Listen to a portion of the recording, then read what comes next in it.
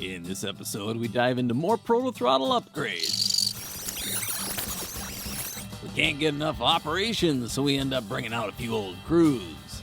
We take a look at an issue that happened on the GN in 1970, as well as check out some really cool modeling by fellow modelers. As we couldn't cover it all, we just covered some of the basics and the details. That's an oxymoron. We also check out what the curmudgeon's gripe of the week is this week. Only in this episode of Soothe the Milwaukee Road.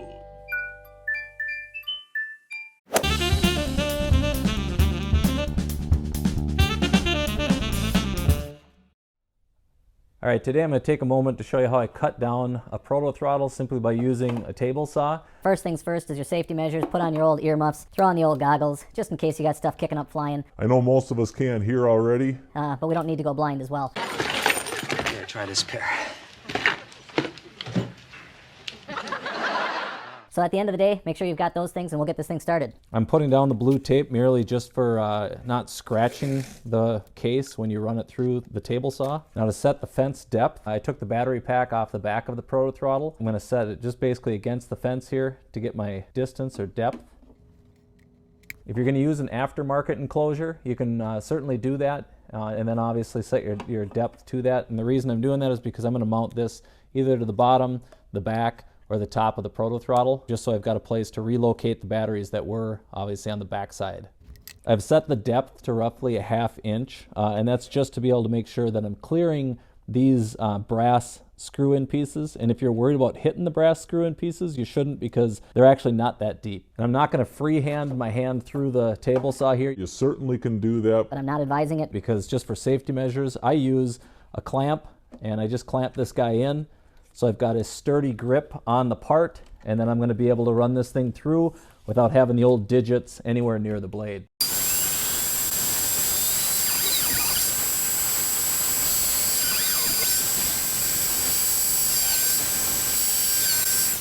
All right, wait for your blade to stop, and don't throw this away because we want to be able to extrude these out of here. But our next step is actually going to be milling down the height of these posts inside here after we actually sand it flat to be able to make sure that we're perfectly flat. We're pretty darn close, but you get the idea. Here's our thinner Proto Throttle, cutting this off, remove these posts, and then we'll reset those in after we mill this down. We got a problem here. We got a discrepancy. There's an issue. Someone guessed A and said that's right. B said that's right. And they said maybe A and B. Well, this Frankenstein locomotive is really kind of a GP9 and a GP35 mashed together. You add 35 plus 9 divided by 2, you get GP22. Might have been a shop reference, we don't know. But it was a great conversation trying to figure this out. If you guessed A, fine. If you guessed B, okay. If you said C... Ow, you're kind of weird if you guess C. Well, I always guess C, and my mother says try my best. Well, if always guessing C is your best, that explains a lot. The archetypal ops, attempting to emulate the prototype. Well, when you have an op session, you need to bring in the wily old veterans. Here we brought in an old cast of characters. It's my niece, my sister, and my grandma. Well, I'm telling you right now, they weren't the original crew. These cats were. It's good to be able to bring in a veteran crew that kind of understands operations to be able to help you understand what's going on. As these two look perplexed, these guys had a good time. It was good to have some guys checking out the railroad to vet out the process. Here, Mike and I are looking for a mole. This is a guy that would be working in east staging to be able to get trains ready to head westbound. We've been trying for years to get a mole inside Dr. Evil's lair, and we now have that mole. Yes. Ah, and here he is. So you're the... The role of the mole is an orchestrated act to get trains ready for guys to run. By the way, I realize that I have a large mole on my face. Where? What? Where's that mole? I didn't see one. The pivotal role of the mole is to be able to log in and out of locomotives to get them ready and hand them over to operators. Here we're showing Senior how to log into one of the new throttles. I also realize the irony that I am myself a mole. No one would make that connection. If you ever ask yourself, how to identify a mole? Well, look for the moles that are mimicking moles. Those are moles in training. I end up working the West End, so I'm kind of a mole myself. Well done, old chap. Jolly good work. Yes, nice to mole you. Meet you. Nice to meet you, mole. Don't say mole. Stop. I said mole. Stop. As pivotal as the role of the mole can be, the dispatcher can be just as important. Now, this entire group of guys, it's the second time they've ran through the railroad, so they're starting to familiarize. Here, Dave is running the local again, getting a feel for it, trying to understand what's going on and help us improve the railroad itself. Now, this is the second shakedown session that this crew has had. It's the second time Tom has dispatched, and in the end, I think we're making progress. Bye. Mole.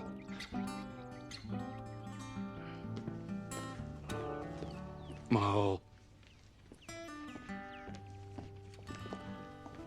Mole. Oh, shut up! Mole, mole, mole, mole, mole.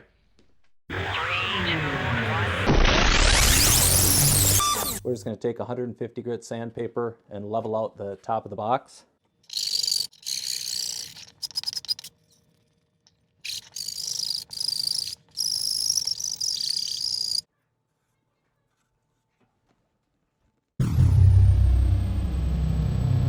Post-ops. I got 99 problems, but a ain't one. One of the elements that we're refining as far as the operations are concerned is what the dispatcher does. Now, Tom has stepped in here bringing his own paperwork for the GN in 1970. This is actually the breakdown of the trains we ran, roughly 7 to 8 trains, and it didn't go without error. We ran into a couple of switches that weren't thrown quite properly. They were thrown reversed, and, well, we ended up addressing those, but we get to those a little bit later. As far as the overall operations themselves, they went well, but some of those things that we want to be able to try to tackle and address, like these opposing switches, we'll take a look at later in this episode. All right, we're going to mill this out just simply by using our router that's set up. It's a Dremel tool that's set up just to be able to cut, and we're just going to be able to make ourselves that little bit of relief for the panel itself, the faceplate, to be able to fit down in here. All right, I found the depth to be a little bit too deep, so I made it a little more shallow.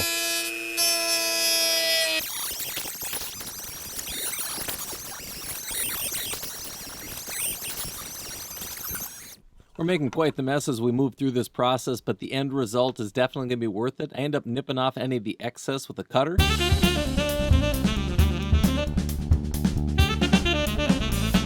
Gotta see if my bits and pieces are still working. If you remember our excess piece, we've got these little guys to knock out. The way I go about that is I just take these screws that normally would hold the faceplate in, and I put them in place. I don't turn them in all the way, I just get enough of the thread to be able to hold on, because what we're going to do to be able to pop these things free is basically take advantage of the screw being in place. I flip it over and basically use a soldering iron down into each of these holes to pop them free. I'm using a variable soldering iron. I had it down here. It was set down low, so I cranked her up, and we're going to get her heated up and get these things popped out. What if I don't have a soldering iron? Normally I'm not an Amazon shopper, but I end up having a fellow modeler, Larry, recommend this soldering iron. If you've never soldered before, get it. Okay.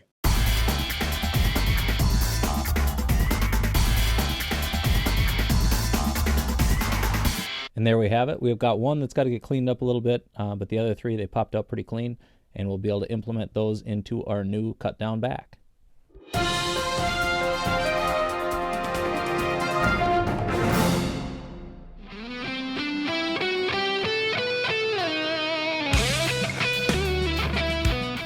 Here's one of my favorite things, and that's checking out the Twin Cities Modelers Meet. It's put on by the NMRA, organized by Ken Ziska and a few other characters. It's well done. If you haven't been, it's worth checking out in the future. Here we've got the Fremo layout that was set up, so you get some running trains going around. I believe they even ran some operations, so it's cool to be able to see that. And there is a display room where guys can show off the models that they've done. Here we're looking at Paul and Corey Butkowski's Central Minnesota and Western. This is a Proto Freelance Railroad, or as Jason Schron would say, The Railroad of Lies. Here's an example of a Decoder Buddy install. Obviously, you can ask some questions if you have any questions about things like that. Here's a shell that Corey painted. Kind of neat to be able to see. Obviously, that shell belongs on that chassis. But collectively, look at all the different models that a modeler will bring to be able to show different examples of how things are done. And the modeler's right there. You can ask them the question. And it's not all just HO scale. Here we got Collin Sullivan that brought a depot display, and you look at this thing and you think, Wow, that's a huge depot for N scale. it's all custom. This is all scratch built. It's all styrene. And he built 2! Yeah, that's right. He's got 2 of these things, which is cool to see as well. Collin explained this. He didn't like the first one, so he did a second one.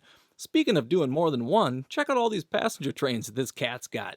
This is Greg Smith's custom painted work. Not all of it's custom painted. I know that 400 that's in the middle, Chicago Northwestern train, it's been painted by Greg, and, well, watch a manufacturer come out with it within the next 2 weeks. No, not really. But maybe.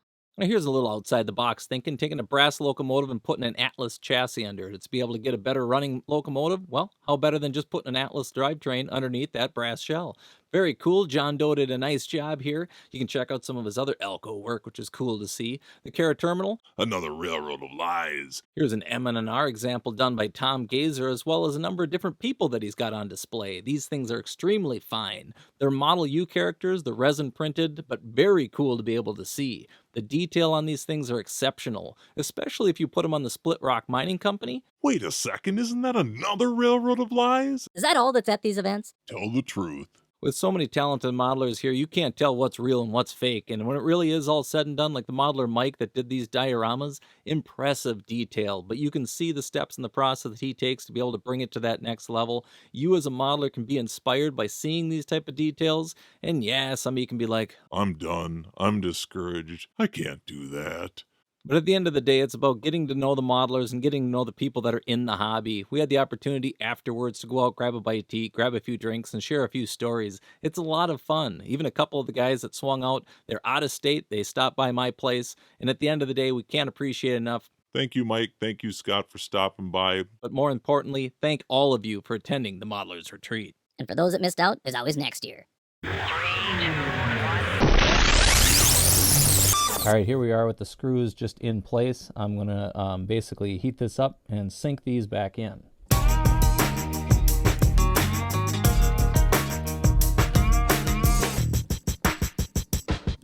Removing the battery pack from a Proto Throttle. There's actually two terminals here. Just holding the soldering iron on here will pop that free, and you get both of them just to be able to get them hot enough to pop them off.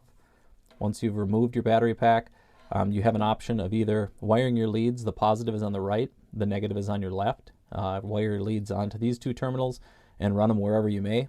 But a good friend of ours pointed out that these two holes, the bottom one is a positive and the top one is a negative. If you'd like to run your batteries down all through, in this case I'm going to run them all through the bottom. But those two spots right there, positive on the bottom, negative on top, gives you another alternative to be able to get your wires soldered on and get your battery packs hooked back up. Now that the back is it's all set to go and we've got the battery pack removed from the back of the Proto Throttle, we can take our screws out. Our battery packless Proto Throttle can drop into place. This is just a test fit, and if I want I can screw these back in. Before I screw them all the way back down, I'm going to remove the tape. So there we have it. We're getting closer to getting ourselves in position to put this thing back together. I'm debating whether or not to put the battery pack just right up underneath here. So it's obviously kind of out of the way. You can still use your lanyard if you want to hook it in there, but then the batteries are easily accessible to be able to take them out. I considered mounting them up on top, again just as an option to be able to mount them on top. Didn't really care for that aesthetically. Having the horn here, guys hitting it, just stuff like that. Another friend of ours actually mounted his on the back, and that was a nice solution. I just set mine down a lot, and maybe that is kind of nice to have the thing sitting at a little bit of an angle. But you can get an aftermarket battery pack. This just happens to be one that's to a Christmas light set, but it's similar to this. You can get these online. That way you have an enclosure that covers them. There's a screw on this one to pop the back off, and it does have an on-off switch, which is somewhat irrelevant. I didn't like how this one had the on-off switch and it kind of gets in the way. So I ordered up just a set that I'm going to look at and see if it's a possible solution to be able to replace instead of having the batteries exposed. But I'm not totally opposed to having them exposed, just because then it's easy enough to just readily accessible. If I put rechargeable batteries in here and change them, periodically, they're just easy to get to, and it's not overly intrusive. I think if it's on the bottom, so we'll see about that. But moving forward here, that's basically cutting down the thickness of your Proto Throttle to give yourself a little bit more user-friendly in terms of size. Under the rails. Post-op session, we ran into an issue with a couple of the Tam Valley controlled turnouts. This is showing here that it's going on what we call the main, and we call this a passing siding, but technically it's a double main here. But nonetheless, it's thrown to what would be the wall track or the back track. Currently, we have a pair of Elkos sitting there. Let's go take a look. As you can see there, it's thrown to not the Alcos. It's thrown to what we call the siding, but it would be a second main. So to be able to rectify that, you end up looking at, we have our Tam Valley board inside there. I put the programmer on here and I hit this button. I hit swap. Now we go back and look at it. It's thrown to the main where the Alcos are sitting, not to the siding. Let's go back and take a look at the panel. Now, as you can see, it's to the main. I'll throw it to the siding and we'll take one look one last time to confirm that we fixed the issue. And there you have it. It's thrown to the siding. So one button push rectified the issue. I did solve it here at the crossovers as well. They're thrown straight now. They were thrown opposite, but a little issue like that. We were programming and working on actually the hutch switch down underneath. And during that process, while doing the programming, I ended up running into, I must have bumped the switch or the swap when I was going through picking my servos. So I went through and I must have hit one of those, causing the issue. And now that we've rectified it, hopefully the dispatcher doesn't have to deal with it. Sorry about that, Tom. Thanks for working with us. I'm just glad we found a solution. All right, looking at the next step of the process, I did mount this box in here using these 348 quarter-inch flathead screws in conjunction with the 348 hex nut. So I ended up putting both of those in. That's these little guys here. I had some on hand, so that's what I ended up using to be able to attach this. The batteries themselves. You can see the screw head here into the hex. That just holds them in place. And now I've got those right where I want them. The two terminals are right there, so my negative is on the top and then my positive is down in here. I'm going to end up wiring up a pair of these quick connects. So this connector and this connector, this is going to go down onto the battery side, and then this is going to come up onto the underside of the Proto Throttle. I'm going to tap into those two holes that we just talked about. So that's what we're going to do here. Get this soldered up, be able to hook it up and have our batteries up and running. I am going to take the batteries out before we start this process.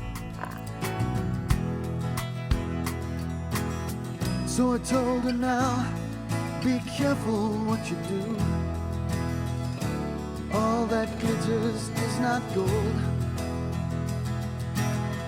If you find the ties that bind fall free from your grip, then all that glitters is not gold. Well, there you have it, a modified Proto Throttle. Again, another upgrade that you can do to the throttle itself. As you can see, it's a lot thinner. I like it. I'm a fan of it. It's easier to be able to handle. And, well, at the end of the day, modifications are what the Proto Throttle is all about. All right, here's Curmudgeon coming at you for the gripe of the week. The gripe of the week this week is about those ornery operators, and I'm telling you right now, there ain't many more ornery than the old curmudgeon. And when it is all said and done, you just want to make sure that when you're there, you're not bellyaching and complaining about every little thing that you see and do on the railroad, because, well, when it comes down to it, the owner of the operating railroad might look at you and just say, that curmudgeon's gotta go. So don't bellyache and complain, try to keep it on the down low. And that's our curmudgeon's gripe of the week. Ornery operators, and I'm telling you right now, there ain't many more ornery than the old curmudgeon.